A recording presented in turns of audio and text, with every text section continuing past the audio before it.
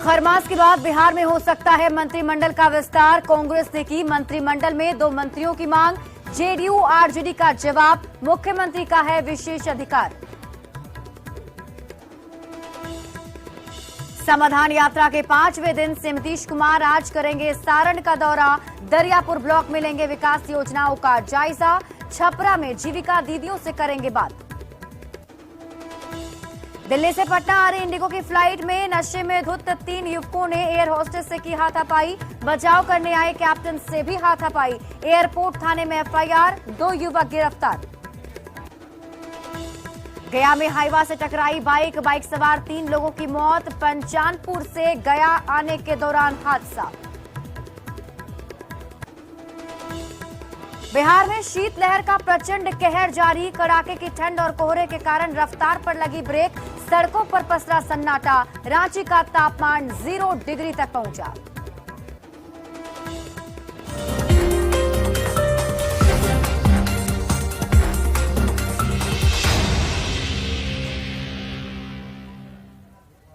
नमस्कार, सुबह के 10 बजने वाले हैं। वक्त है अपना बिहार का। आपके साथ मैं हूं शिप्रा झा। बिहार में मंत्रिमंडल विस्तार की चर्चा तेज है। कहा जा रहा है कि मकर संक्रांति के बाद सरकार मंत्रिमंडल विस्तार कर सकती है। मंत्रिमंडल विस्तार पर कांग्रेस पार्टी की नजर तेज है। कांग्रेस के विधायक प्रतिमा दास का कहना है कि मंत्रिमंडल विस्तार बेहद जरूरी है और इसमें संख्या बल के अनुसार कांग्रेस को भी जगह मिलनी चाहिए। उन्होंने संख्या के हिसाब से 2 लोगों को मंत्रिमंडल में शामिल कराने की मांग की है। में चर्चा है कि मकर संक्रांति के बाद मंत्रिमंडल विस्तार भी हो सकता है। हमारे साथ कांग्रेस पार्टी की विधायक प्रतिमा दास हैं। प्रतिमा जी, चर्चा इस बात की है कि विस्तार हो सकता है।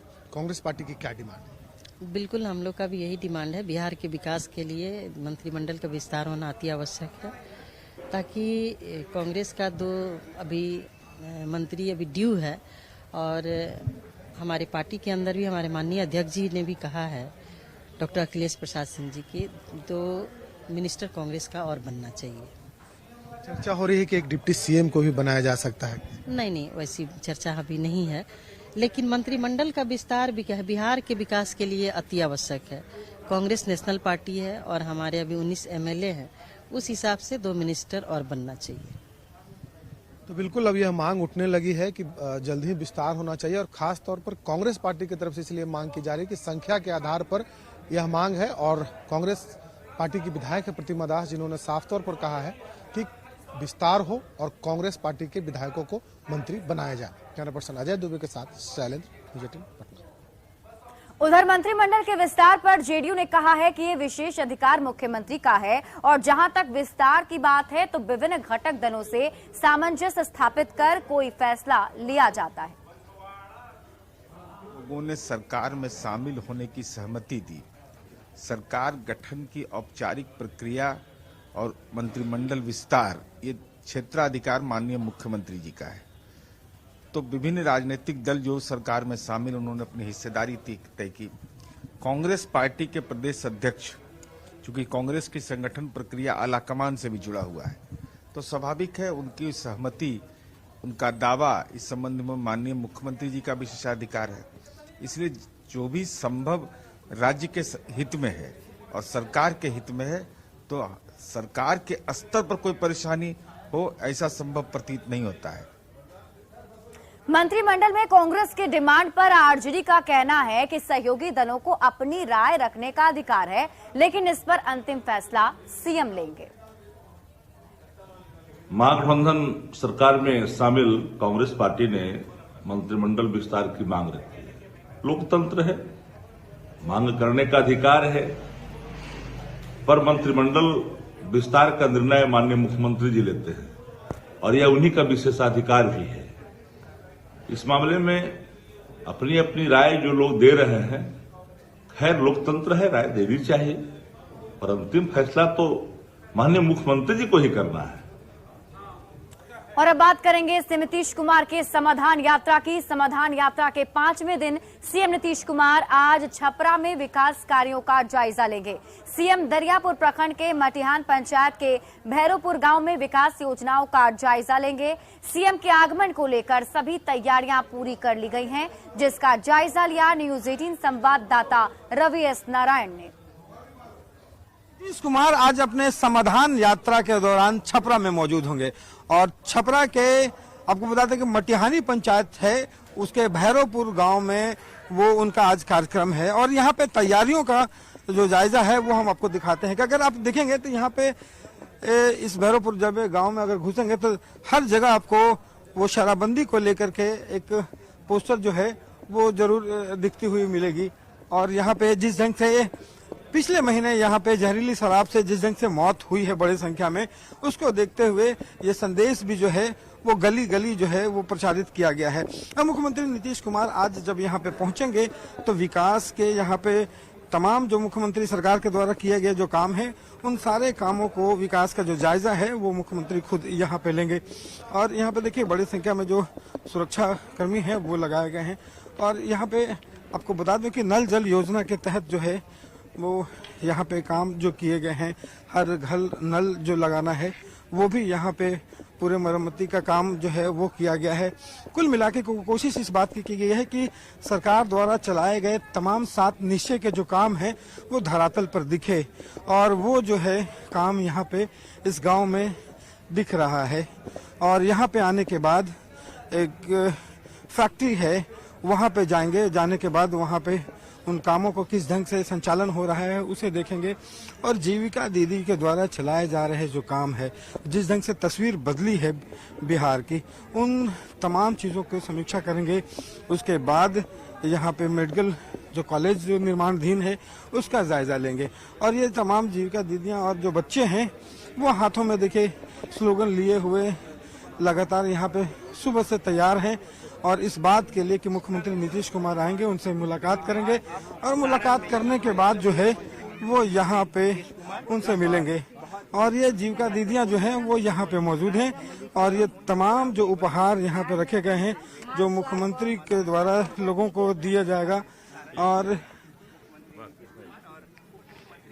बताइए कि क्या क्या यहाँ पे आज पूरी बात आप बता दो। जैसे कि हम जीविका के पहले से हमार मालिक रहलन है शराब बेचे वाला, शराब बेचत रहलन है, शराब बेचते बेचते गुजर गईलन। जीविका दीदी गए लोग 3 आदमी, हमनी के चुनलक लोग। एगो MRIF दीदी गईलिन तो दुकान हमरा के कहलिन कौन दुकान करम, तो बोलनी कि हम सूप दौरा के बिनीला तो सूप दौरा के दुकान करम। तो दुकान कैनी तो 10,000 रुपया मिलल, तो दुकान कैनी। ओप से 20,000 रुपया मिलल तो बकरी किन्नी, बकरी कीन के पोस पाल के फिर एक आध गो और माल किन के आए। अब फिलहाल में अभी डाला दौरा बनाते बनी, सब करते बनी। पूरा परिवार बढ़िया से चला था? हाँ, पूरा परिवार बढ़िया से चला था। हफ्ता में 4,000 रुपया इनकम करीला आ क के आ सब जुटा उठा के अभी 1.5 लाख के संपत्ति। क्या कहिएगा मुख्यमंत्री जी को? अब हमारे गांव में नीतीश भैया का स्वागत है। मैं सरस्वती जीविका से जुड़ी हुई हूँ, सरस्वती जीविका के अध्यक्ष हूँ, कोषाध्यक्ष हूँ।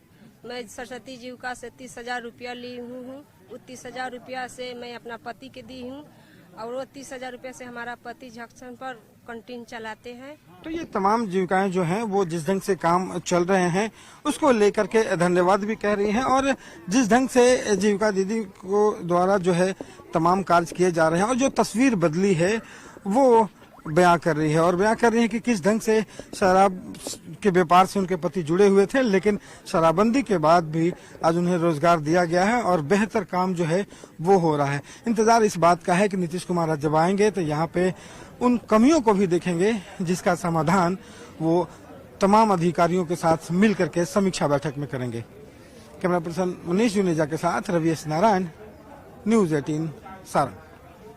सारण में आज सीएम नीतीश कुमार की समाधान यात्रा पर नेता प्रतिपक्ष विजय सिन्हा ने तंज कसा है। उन्होंने सवाल किया कि संगीनों के साए में जनता के साथ ये कैसा संवाद है।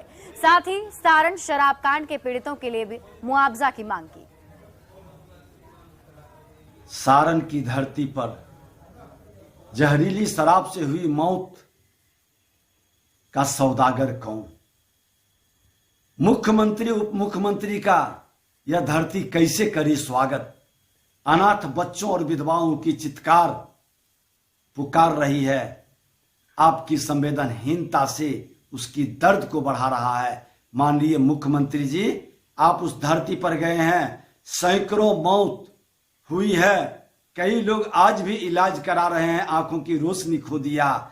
आप उसको मुआवजा देने की बजाय जो पिएगा सो मरेगा, ये संवेदनहीनता का शब्द कहीं न कहीं उसके दर्द को बढ़ा रहा है। आप समाधान नहीं, आप विकास का शांति में व्यवधान पैदा कर रहे हैं। मुख्यमंत्री जी, समाधान करना है तो संगीनों के साए से निकल करके आप लोगों को आमंत्रित कर करके और लोगों के दर्द को सुनिए। कृषि मंत्री और आरजेडी के विधायक सुधाकर सिंह पर नीतीश कुमार पर आपत्तिजनक बयान को लेकर जेडीयू में नाराजगी बढ़ती जा रही है। उपेंद्र कुशवाहा की चेतावनी के बाद अब जेडीयू के वरिष्ठ नेता और राज्यसभा सांसद वशिष्ठ नारायण सिंह ने भी आरजेडी पर सुधाकर सिंह के खिलाफ फैसला लेने का दबाव बढ़ा दिया है।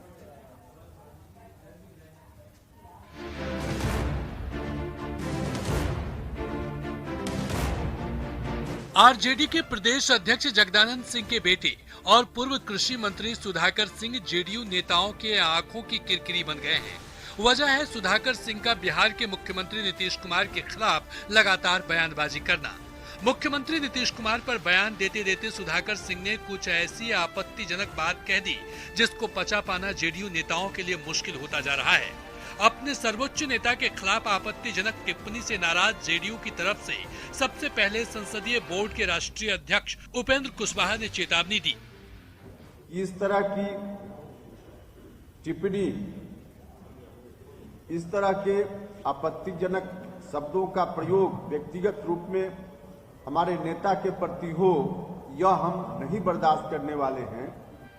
और अब जेडीयू के वरिष्ठ नेता और राज्यसभा सांसद वशिष्ठ नारायण सिंह आरजेडी पर सुधाकर सिंह के खिलाफ जल्द फैसला लेने की बात कह रहे हैं। मैंने साफ कह दिया कि उस दल के नेताओं के ऊपर निर्भर है, और अभी मैं इतना ही कह देना चाहता हूं कि उस दल के नेताओं पर निर्भर करता है कि वो क्या कार्रवाई करते हैं। और अगर कुछ कार्रवाई वगैरह नहीं होती है तो देखिए, भविष्य का सवाल भविष्य पर छोड़ दीजिए। सुधाकर सिंह ने कृषि मंत्री का पद संभालने के बाद ही मुख्यमंत्री नीतीश कुमार के खिलाफ मोर्चा खोल दिया था, जिसकी वजह से उनकी मंत्री वाली कुर्सी चली गई। लेकिन सुधाकर सिंह के तेवर नरम नहीं पड़े। सुधाकर सिंह के ताजा बयान पर नीतीश कुमार पहले ही कह चुके हैं कि इसको आरजेडी के लोग देख रहे हैं। वहीं उप मुख्यमंत्री तेजस्वी यादव खुद कह चुके हैं कि ये पूरा मामला आरजेडी के राष्ट्रीय अध्यक्ष लालू प्रसाद के संज्ञान में है। लेकिन जेडीयू नेताओं का सवाल है कि गठबंधन में रहते हुए गठबंधन के नेताओं के बारे में ऐसी बयानबाजी करने वालों पर कब कार्रवाई होगी। न्यूज 18 के लिए पटना से आनंद अमृतराज की रिपोर्ट। और दिल्ली से पटना आ रही इंडिगो की फ्लाइट में नशे में धुत 3 यात्रियों ने एयर होस्टेस के साथ हाथापाई की। एयर होस्टेस को बचाने आए फ्लाइट के कैप्टन से भी शराबी युवक उलझ गए और उनके साथ भी बदतमीजी की हाथापाई की गई। पटना पुलिस ने 2 आरोपी यात्रियों को गिरफ्तार कर लिया है। वहीं एक युवक एयरपोर्ट से फरार हो गया। आरोपियों के खिलाफ एयरपोर्ट थाने में एफआईआर दर्ज कराई गई। आरोपी में से एक का नाम रोहित कुमार, दूसरे का नाम नितिन कुमार और तीसरे का नाम पिंटू कुमार है। तीनों हाजीपुर के रहने वाले हैं। इन तीनों ने शराब पी रखी थी और पूरी तरह से नशे में धुत थे।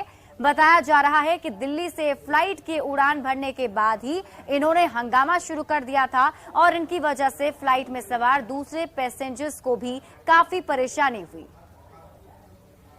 हवाई जहाज के अंदर यात्रियों के दुर्व्यवहार का मामला लगातार बढ़ते जा रहा है। नया मामला दिल्ली से पटना आने वाले इंडिगो की फ्लाइट का है, जिसमें 3 युवक नशे में धुत होकर एयर होस्टेस के साथ मारपीट करते हैं और यहां तक कि हवाई जहाज के कैप्टन से भी उलझ जाते हैं। हालांकि यह पूरा मामला जो है पुलिस के संज्ञान में है। 2 लोगों की गिरफ्तारी हो चुकी है, तीसरा हवाई अड्डे से निकलने में कामयाब हो गया। मामला रविवार का है, जब 3 युवक रोहित, नितिन और पिंटू दिल्ली से पटना के लिए इंडिगो की फ्लाइट में बैठते हैं। तीनों नशे में धुत होते हैं। पहले यात्रियों के साथ दुर्व्यवहार करते हैं, रोकने के बाद वे एयर होस्टेस से भी मारपीट करते हैं और जो जानकारी मिली है उन लोगों ने हवाई जहाज के कैप्टन के साथ भी बदसलूकी की है। हालांकि इस पूरे मामले में 2 लोग गिरफ्तार हो चुके हैं, तीसरा हवाई अड्डे से ही फरार होने में कामयाब हो गया, लेकिन पुलिस उसे भी ढूंढ रही है। 2 लोगों को हिरासत में लिया गया है और इस पूरे मामले पर पटना हवाई अड्डे थाना में FIR भी दर्ज कर दी गई है। लेकिन सवाल ये उठता है कि आखिर लगातार इस तरीके के मामले हवाई जहाज के अंदर क्यों बढ़ रहे हैं। अभी कुछ दिन पहले ही शराब की नशे में धुत एक व्यक्ति ने विदेशी महिला पर पेशाब किया, वो मामला काफी चर्चित रहा, उस पर भी कार्रवाई हुई। लेकिन उसके बाद अब एक नया मामला, पटना से दिल्ली आने वाली फ्लाइट में 3 युवकों ने जमकर हंगामा किया, मारपीट की। हालांकि यह पूरा मामला पुलिस के संज्ञान में है। 2 लोगों की गिरफ्तारी हो गई है और तीसरे की भी गिरफ्तारी के लिए प्रयास लगातार पुलिस के जारी हैं। कैमरा पर्सन अजय दुबे के साथ शैलेंद्र, न्यूज 18 पटना।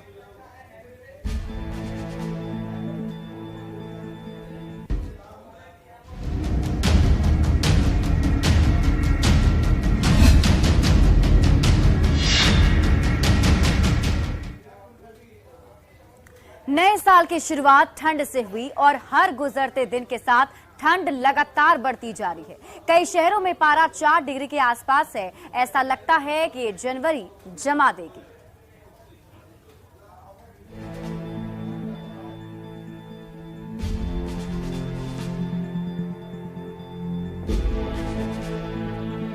शरीर पर जैकेट है, सिर पर टोपी है, पूरा का पूरा शरीर ढका हुआ है, लेकिन लोग ठंड के प्रचंड प्रहार से परेशान हैं। बीती रात जब पटना के डीएम साहब सड़कों पर ठंड का जायजा लेने निकले तो उनका ठंड से सामना हुआ। आखिरकार अलाव ने ठंड से राहत दिलाई। पटना की सड़कों पर सैकड़ों लोग हर रात इसी तरह रात गुजारते हैं। डीएम साहब ऐसे लोगों से मिले और उनके लिए तत्काल राहत का इंतजाम किया। ठंड बहुत बढ़ गई है, तो उसको देखते हुए अलाव की व्यवस्था विभिन्न जगहों पर की गई है शहर में। तो वही देखने के लिए कि पर्याप्त है कि नहीं है, या और कुछ लोगों का सुझाव है जो लोग रहते हैं रात में, तो लोग बता रहे हैं कि नहीं, नियमित रूप से जल रहा है। हम लोग बांकीपुर बस स्टैंड के पास अभी हैं, फिर रेलवे स्टेशन भी देखेंगे, तो लोग बता रहे हैं कि जलता है नियमित रूप से और लकड़ी भी पर्याप्त है। कौन है? कौन है?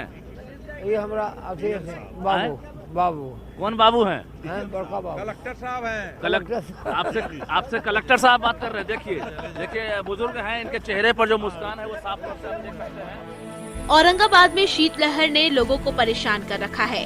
पारा 4 डिग्री के आसपास चला गया है।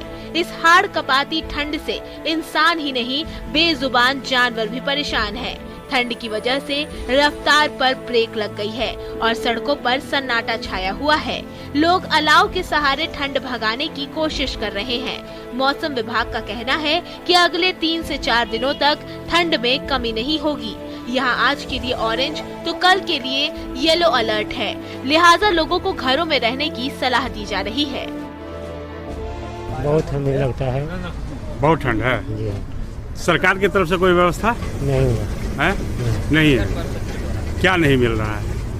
ओढ़ना खाना पीना चाहिए, हमें लेबर लोग हैं, कमाया है। अलाव की व्यवस्था इस तरह से कच रहा है। ठंड तो बहुत काफी बड़ी हुई है, तो सुबह में निकलना बहुत मुश्किल हो जाता है। दोपहर में थोड़ा ठीक रहता है, फिर रात में वही है।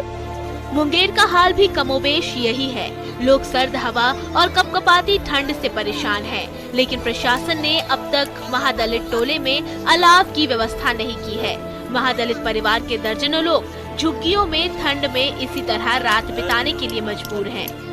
सबसे पहले यहाँ की तस्वीरें मैं आपको दिखाना चाहता हूँ कि जो यहाँ पे जो आर्थिक रूप से काफी कमजोर वर्ग जिनको कहा जा सकता है, वो लोग यहाँ पे अपने पन्नी और टटिया से बनाए झोपड़ी में अपना जीवन यापन में लगे हुए हैं। और इस ठंड को भगाने को लेकर आप देख सकते हैं कि कुछ तस्वीरें जो आप देख सकते हैं, यहाँ पे जो फैमिली जो है कूड़ा करकट को चुन के उसमें आग लगा के अपने छोटे छोटे बच्चों को गोदी में लेके ठंड को भगाने में लगे, ताकि उनके बच्चों को कहीं तबीयत न खराब हो सके। अररिया का तापमान 6 डिग्री के आसपास पहुंच गया है। लोग सर्दी के सितम से परेशान हैं। यहाँ पर जो मुख्य चौराहा है, चौक है चांदनी चौक, यहाँ पर लोग अलाव तापते हुए नजर आ रहे हैं। बता दें कि बिहार का सबसे ठंडा दिन जो है आज का बताया जा रहा है, और मौसम विभाग की माने तो 6.4 डिग्री सेल्सियस न्यूनतम तापमान है। और मौसम विभाग ने साफ तौर पर बताया है कि आने वाले 2-4 दिन तक जो तापमान है यूं ही रहेगा और बर्फीली हवा जो है वो यूं ही लगातार लोगों को परेशान करते रहेगी। कड़ाके की ठंड में लोग अलाव के सहारे समय बिताते हैं, तो बेगूसराय के लोग इसी अलाव में लिट्टी तैयार करते हैं। ठंड में लिट्टी चोखा उनके लिए बड़ा सहारा बन जाता है। ठंड का कहर छपरा में भी देखा जा रहा है। यहाँ ठंड की वजह से विजिबिलिटी 50 मीटर तक सीमित हो गई है। कड़ाके की ठंड के बावजूद भागलपुर की बेटियां इसी तरह सुबह सुबह बाहर निकलती हैं और मैदान में जमकर तैयारी करती हैं। शहर के सैंडिस कंपाउंड मैदान की ये तस्वीरें लोगों को जमाने वाली जनवरी में भी हिम्मत से काम लेने की प्रेरणा दे रही है। छपरा से संतोष गुप्ता, भागलपुर से विकास कुमार, बेगूसराय से संतोष कुमार, अररिया से सतीश कुमार, मुंगेर से अरुण कुमार, औरंगाबाद से संजय कुमार के साथ पटना से रजनीश कुमार की रिपोर्ट। बात गया की करें तो यहाँ भी कड़ाके की ठंड पड़ रही है। गया जिला बिहार का सबसे ठंडा शहर रिकॉर्ड किया जा रहा है। पारा यहाँ पर 2.9 डिग्री तक पहुँच गया है। ऐसे में लोगों के लिए अलाव ही एक सहारा बना हुआ है। जायजा लिया न्यूज 18 संवाददाता एलन लीली ने।